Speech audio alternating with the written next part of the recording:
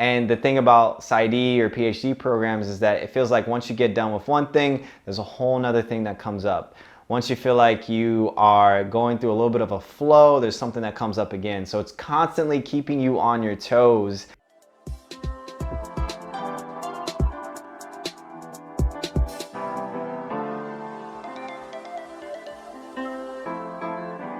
What's up, fam? Welcome back to the channel. If it's your first time here, my name is Phil Sarpon. This is Phil's Guide to PsyD. This channel is dedicated to all things clinical psychology. If you care about psychology, if you're interested in wellness, as well as if you want a little bit of a sneak preview into what grad school might look like for you, then this is the channel for you. So it's gonna be a pretty short video today. I just wanna kind of basically go over a few guidelines if you guys are interested in applying to clinical psychology school, if you're wondering about the application process, if you're wondering whether or not you should even go into clinical psychology, I just have 3 things that hopefully you have already been thinking about, or maybe you should start thinking about, because I think these are 3 very important things.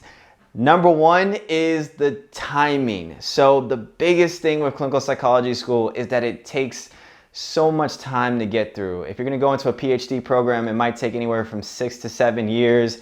A PsyD program will take anywhere from 4 to 6 years.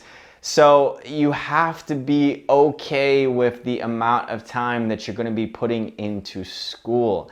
All right? You have to understand that you're not going to get your doctorate for a long time, more than half a decade. And so it's just really important to know that. I think one of the things that people can be so just excited to basically just jump right into clinical psychology without realizing that, you know what, life is going to pass you by. You might get married, you might have kids, you might not want to do clinical psychology. So it's really important to just know that, okay, this is going to be a marathon. It's not going to be a race. You're definitely going to have to put in that time year after year after year, and it does go by quickly, but it is a significant portion of people's lives, especially when most people are going into clinical psychology school in their 20s. You know, that's like half your 20s gone right there. And so just important to understand the timing of everything. If you are okay with the timing and the amount of time that's going to take into going into clinical psychology school and getting done and finishing, then you might be in a good spot. The next thing that I would think about is obviously the cost. The cost is huge, guys. Honestly, I can't speak about this enough. If the cost is a really big factor for you, you should definitely think about master levels clinical psychology programs or counseling programs or therapy programs or whatever, because the cost can be huge. You don't want to be paying off student loans for the rest of your life. Hopefully not. And so I would definitely think about just going through that in your budget, figuring out how many student loans you're going to have to take out. If you already have debt from a master's program or from an undergrad program, how much more are you willing to put yourself in even greater debt? There's a lot of statistics that show how clinical psychology students have way more debt than master level classes.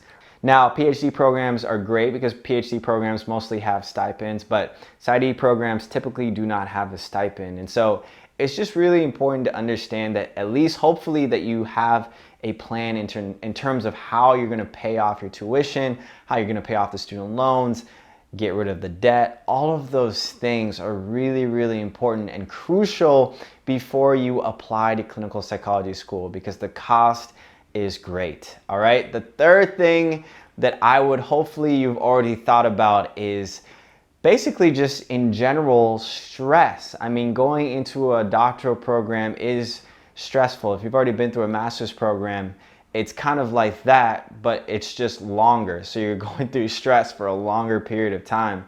And the thing about PsyD or PhD programs is that it feels like once you get done with one thing, there's a whole nother thing that comes up. Once you feel like you are going through a little bit of a flow, there's something that comes up again. So it's constantly keeping you on your toes. The good thing is that it will kind of not necessarily get easier, not necessarily get less busier. You'll just get more accustomed to it. You'll just kind of basically almost fight through the pain. You'll kind of just get used to it. And so one of the things is, you know, how good are you at managing stress? Do you take care of your mental health? Do you take care of your physical health? Are all of those things kind of on the forefront of your mind, because especially as you go into a clinical psychology school, you're definitely going to get tested in a lot of different ways. Physically, mentally, it's just a lot. And so hopefully those three things, the timing that it takes to get through a program, the cost of what you're going to have to put in to pay for the tuition and things like that, and then overall just your mental health, your physical well-being. Hopefully you can think about those three things to help you decide whether or not you should actually go into applying for clinical psychology school or just going straight into a clinical psychology school. Now, these three things, I don't want to deter anybody from going and accomplishing and following their dreams, but I do want people to be realistic and hopefully at least thinking about the negative things. There's a lot of positive things about clinical psychology, but you also should hopefully be thinking about the negative things as well to kind of help give yourself an overview and a balance of how you're going to get through it in the end. All right, so anyways, are there any other things that you guys would say that people should think about before applying to clinical psychology students? I'm talking to all of the people that are already in PsyD school, or maybe you're already in a graduate program. Anything that people should think about before applying that I didn't mention in this video?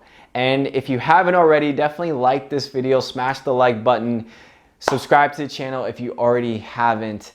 And with that, I will see you guys in the next video.